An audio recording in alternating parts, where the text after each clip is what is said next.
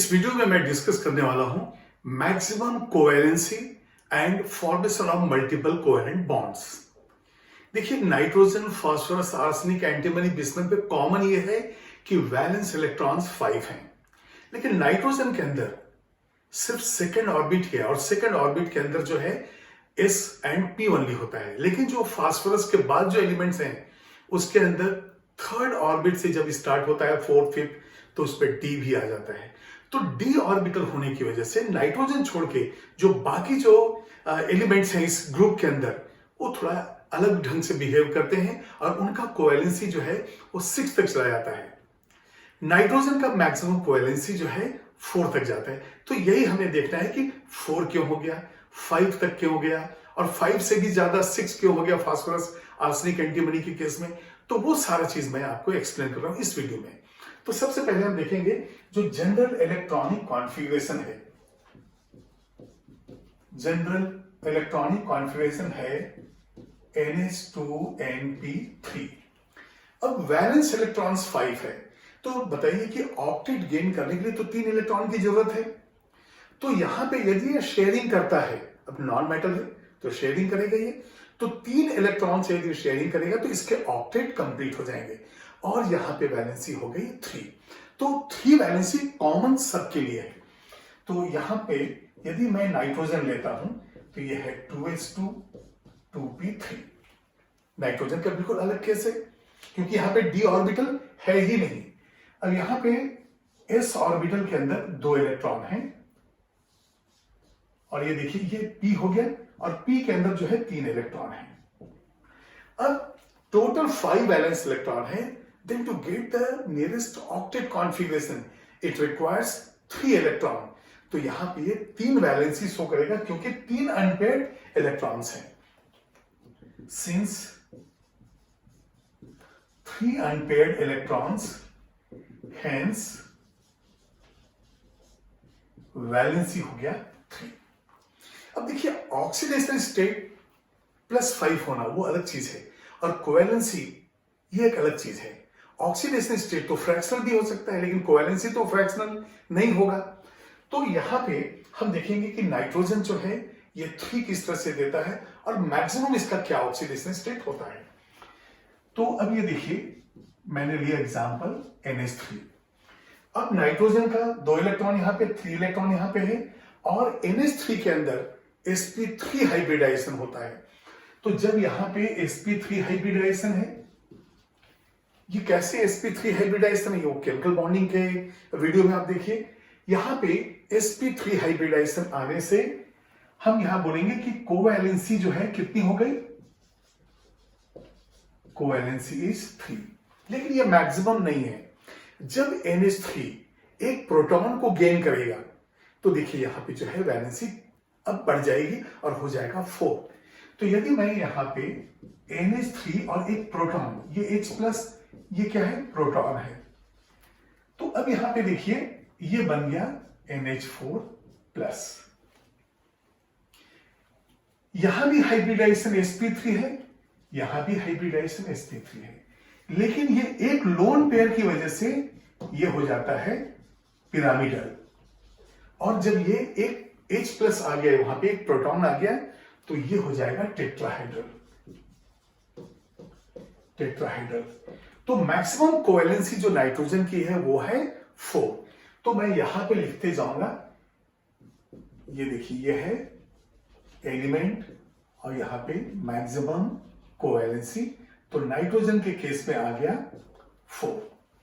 ये बिल्कुल क्लियर है। अब यदि मैं ले रहा हूं नेक्स्ट फास्फोरस, और जैसा फास्फोरस बिहेव करेगा वैसे आर्सेनिक, एंटीमनी भी करेगा। तो इसके बाद मैं ले रहा हूं फास्फोरस। फास्फोरस का वैलेंस ऑर्बिट जो है उसके अंदर 3H2 और 3P3 है। 3H2 3P3 में तो ये है ग्राउंड स्टेट। ग्राउंड स्टेट में S में 2 इलेक्ट्रॉन हैं और P में 3 इलेक्ट्रॉन हैं। तो बताइए कितने अनपेयर्ड इलेक्ट्रॉन्स हैं, 3 अनपेयर्ड इलेक्ट्रॉन्स हैं। तो यहां पे लिखेंगे 3 अनपेयर्ड इलेक्ट्रॉन्स, हेंस वैलेंसी 3। अभी तो वैलेंसी 3 है। अब यदि मान लिए ये पूरे के पूरे 2+3 5 इलेक्ट्रॉन्स इन्वॉल्व होकर यदि रिक्वायरमेंट इनका 3 है तो 8 ऑक्टेट हो जाएगा कंप्लीट। तो ये 3 वैलेंसी हो गया उसका। अब यदि मान लिए हम एक्साइटेड स्टेट कॉन्फ़िगरेशन ले लें, एक्साइटेड स्टेट कॉन्फ़िगरेशन में इलेक्ट्रॉन जो है ऑर्बिट नंबर वही रहता है, सिर्फ एक सब एनर्जी लेवल से दूसरे सब एनर्जी लेवल में जाता है। इसका मतलब यदि इलेक्ट्रॉन यहाँ पे 2 हैं 3s में, अच्छा ये एक्साइटेड स्टेट हम क्यों लेते हैं? क्योंकि नंबर ऑफ अनपेयर्ड इलेक्ट्रॉन्स को हमें बढ़ाना है।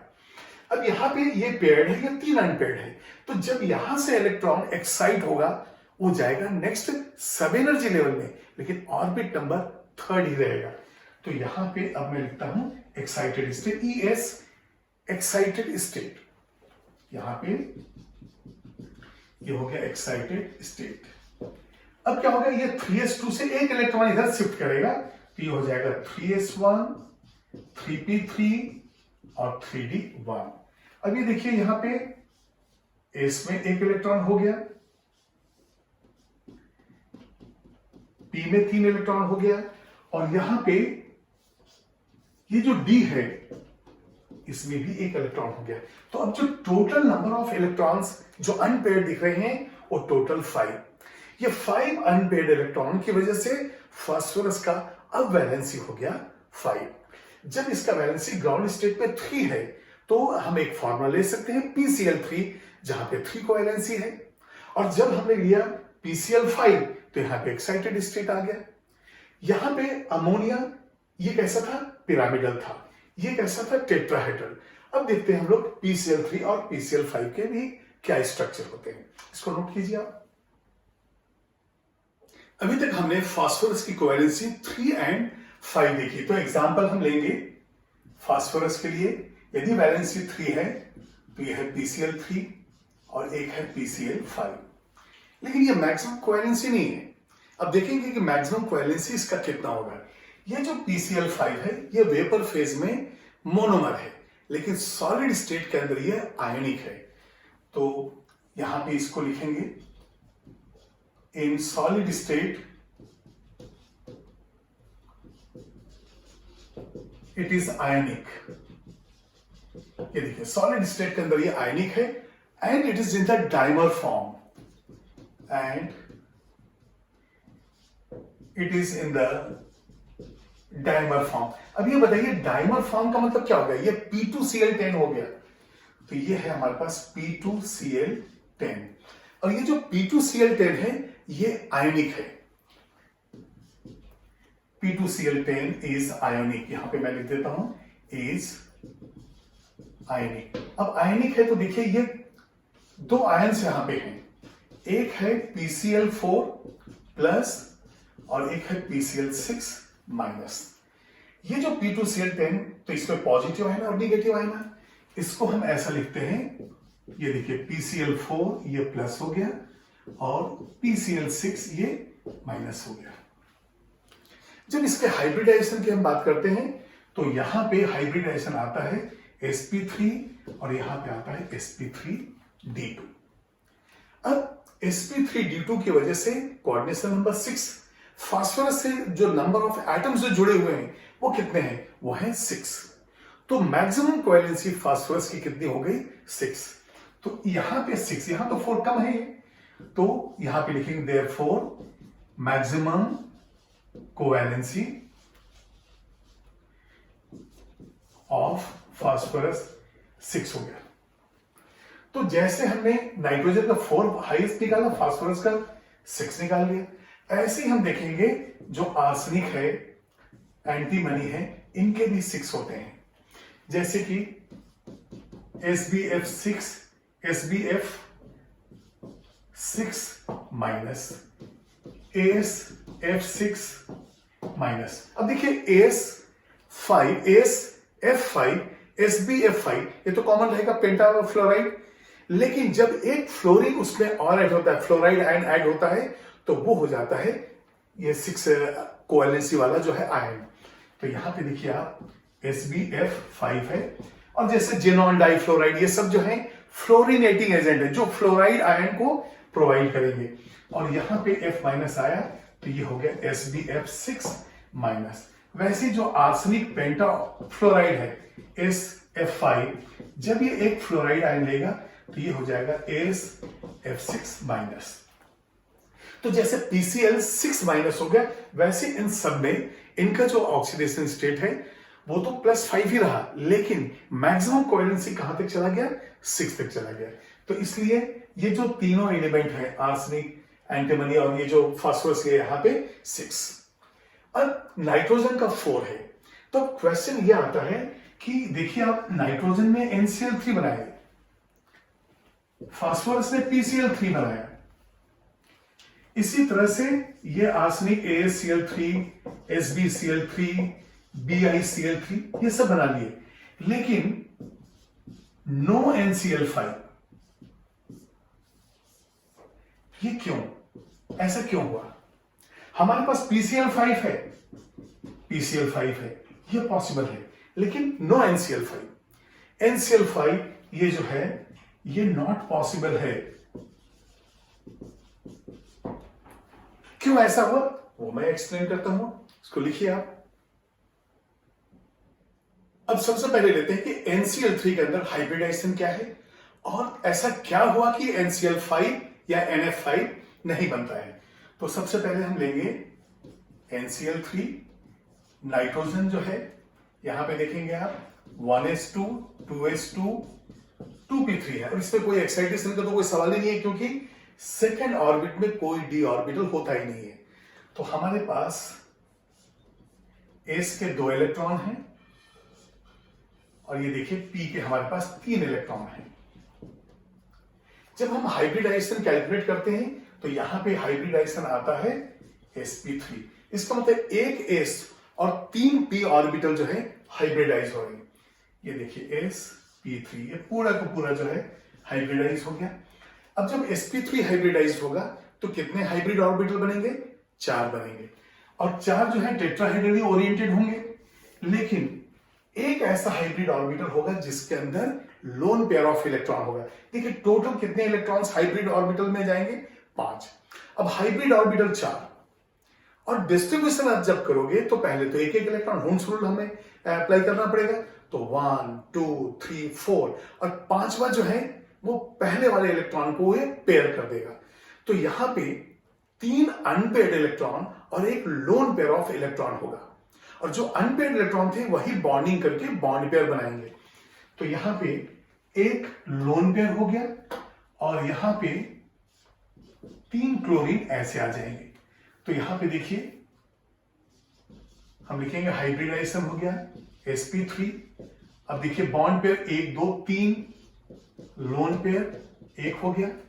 अब यदि sp3 हाइब्रिडाइजेशन तो एक्सपेक्टेड शेप क्या होगा, ये हो जाएगा टेट्राहेड्रल, लेकिन अब डिविएशन किसकी वजह से आया, लोन पेयर इलेक्ट्रॉन की वजह से। तो जब हम कहते हैं इलेक्ट्रॉन पेयर ज्योमेट्री, तो इलेक्ट्रॉन पेयर ज्योमेट्री में मतलब जो बॉन्ड पेयर लोन पेयर मिला के जो ज्योमेट्री है वो है टेट्राहेड्रल, लेकिन शेप क्या है, वो है पिरामिडल। तो यहां पे हम लिखेंगे इलेक्ट्रॉन पेयर ज्योमेट्री, ये हम कहेंगे टेट्राहेड्रल।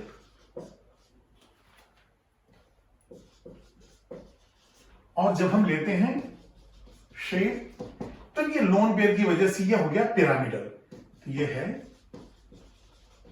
पिरामिडल। तो इस तरह से जो है NCl3 तो बन गया।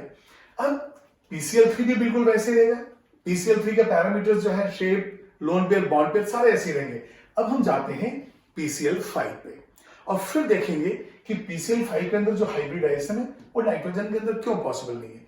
भाई जब यहां पे sp3d है तो क्या आप sp3 इसको एक्साइट कर सकते हैं, नहीं कर सकते हैं, नहीं कर सकते। इसलिए नाइट्रोजन जो है ऑक्सीडेशन स्टेट भले ही +5 होगा, लेकिन इसकी कोवैलेंसी जो है 5 नहीं होगी, 5 बॉन्ड्स नहीं बनाएगा। तो अब हम लेंगे PCl5। अभी देखिए फास्फोरस का जो ग्राउंड स्टेट है उसमें 3s2 3p3 है। जब एक्साइटेशन होगा तो एक इलेक्ट्रॉन चला जाएगा 3d के अंदर, तो एक्साइटेड स्टेट पे हम लिखेंगे 3s2। अब यहां से 2 से ये हो जाएगा 1, 3p3 और ये हो जाएगा 3d1। अब फास्फोरस के एक्साइटेड स्टेट कॉन्फ़िगरेशन में total number of unpaired electrons हो गए 5। देखिए 3s1 है तो यहां पे हम लिख देंगे 1। पी में 3 है तो हुम्स रूल के अनुसार 3 अनपेड इलेक्ट्रॉन हो जाएंगे, एक यहां हो जाएगा। और जब हम कैलकुलेशन करते हैं हाइब्रिडाइजेशन फास्फोरस का PCl5 में, ये आता है sp3d। ये देखिए यहां से ये sp3d, इस sp3d की वजह से जो 5 हाइब्रिड ऑर्बिटल जो आइडेंटिकल इन शेप हैं, ये डिफरेंट ओरिएंटेशन में, इनके एनर्जी बराबर है, इनका शेप एक जैसा है, लेकिन ओरिएंटेशन अलग अलग है, तब यहां पे PCl5 बनता है। अब यहां पे ट्राइगोनल बेस हो जाएगा, फास्फोरस यहां पे है, ये देखिए एक क्लोरीन, दूसरा है ये 3 क्लोरीन ट्राइगोनल प्लेनर बेस पे। ये देखिए ये बिल्कुल PCl5। अब ये PCl5 बनाना है तो हमें क्या करना पड़ेगा, 2 और बनाने पड़ेंगे। तो PCl5 के अंदर ये 2 और आ गया। अब देखिए बॉन्ड एंगल, ये Cl के बीच में 90 है, यहां पे 120 है, ये जो बॉन्ड एंगल है 120 है, और ये Cl जो है 180 पे है। तो इसका शेप कैसा हो गया है, ये हो गया है ट्राइगोनल बाय पिरामिडल। अभी देखिए यहां पे भी हाईएस्ट ऑक्सीडेशन स्टेट नहीं आया, हाईएस्ट कोवेलेंसी नहीं आया। हाईएस्ट कोवेलेंसी कब आएगा, जब PCl6 माइनस होगा, तो हाईएस्ट ऑक्सीडेशन +5 आ गया है, लेकिन कोवेलेंसी तो अभी 5 ही है। अब ये बताइए, यदि PCl5 के लिए हमें sp3d चाहिए और नाइट्रोजन के अंदर d ऑर्बिटल है ही नहीं, तो क्या नाइट्रोजन के लिए sp3d पॉसिबल है, नहीं है पॉसिबल। तो न d होगा, न sp3d हाइब्रिडाइजेशन, और ना ही NCl5 या NF5 होगा। तो पॉइंट ये था कि NCl3 तो बनता है, NCl5 क्यों नहीं, due to absence of d orbital, because for the pentahalide we require sp3d hybridization, और नाइट्रोजन के अंदर d है ही नहीं। तो ये जो है PCl5 का स्ट्रक्चर हो गया आपको, और NCl5 ऐसा नहीं बनेगा। ये बिल्कुल क्लियर है। नेक्स्ट पॉइंट हमारा देखिए SbF3 एंड BiF3। अब +3 ऑक्सीडेशन स्टेट तो कॉमन है, फ्लोरीन तो -1 है, इसलिए एंटीमनी एंड बिस्मथ दोनों का +3 है। और वहां पे पॉइंट दिया गया स्टेबल आयनिक सॉलिड्स, ये SbF3 एंड BiF3 जो हैं, ये स्टेबल आयनिक सॉलिड हैं, क्योंकि इनका लैटिस एनर्जी बहुत ज्यादा है। और लैटिस एनर्जी हम क्या करते हैं, lattice energy is directly proportional to Q1Q2 divided by radius of cation plus radius of anion. यहां पे याद कीजिए, lattice energy directly proportional Q1Q2 इनका प्रोडक्ट, और divided by radius of cation plus radius of anion था। तो यहां पे हाई लैटिस एनर्जी की वजह से जो है ये मोर स्टेबल हो गया। लेकिन यदि हम इसके आयंस देखें, Sb+3 and Bi+3 are not very stable. देखिए जब तक वो आयनिक सॉलिड है तब तक स्टेबल है। अब इसको यदि आप डाल दें वाटर के अंदर, तो यहां but Sb+3 and Bi3 are not very stable, तो यहां पे कंडीशन डाल देंगे इन एक्वस सॉल्यूशन। और स्टेबल कब होंगे, जब ये फेयरली एसिडिक सॉल्यूशन में होंगे। तो यहां पे इक्वेशन हम देखेंगे, पहले Sb+3, और देखिए यहां पे हम H2O डाल रहे हैं, जैसे ही वाटर डालेंगे तो यहां से हो जाएगा SbO प्लस OH-। अब ये देखिए Sb के ऊपर +3 चार्ज है, और यहां पे SbO, और यहां पे यदि हम ले लेते हैं, देखिए टोटल +3 होना चाहिए, ये ऑलरेडी OH- हो गया है, तो एक O यहां से आ गया, तो यहां पे ये 2H+ आ जाएगा, और यहां पे भी एक चार्ज SbO आ गया है। तो इस तरह से टोटल चार्ज भी बैलेंस हो गया, और ये जो है अनस्टेबल हो गया क्योंकि ये कन्वर्ट हो गया। लेकिन यही एसिडिक मीडियम होगा, एसिडिक मीडियम, तो ये Sb+3 जो है स्टेबल हो जाएगा। उसी तरह से हम लेंगे Bi+3, इसमें भी हम वाटर लेंगे, तो यहां पे आ जाएगा BiO+, और ये हो जाएगा 2H+। और जब हम एसिडिक ले लेंगे तो BiO+, तो ये जो H+, देखिए बैकवर्ड रिएक्शन H+ एसिडिक है, तब जाके Bi+3, तो वही हम कहते हैं stable only in Fairlie acidic solution. और यदि वाटर है तो ये फिर अनस्टेबल है, ये चला जाता है SbO। जब सॉलिड स्टेट है तो Sb+3 या Bi+3 स्टेबल है, एक्वस में स्टेबल नहीं है। इसको आप नोट कीजिए।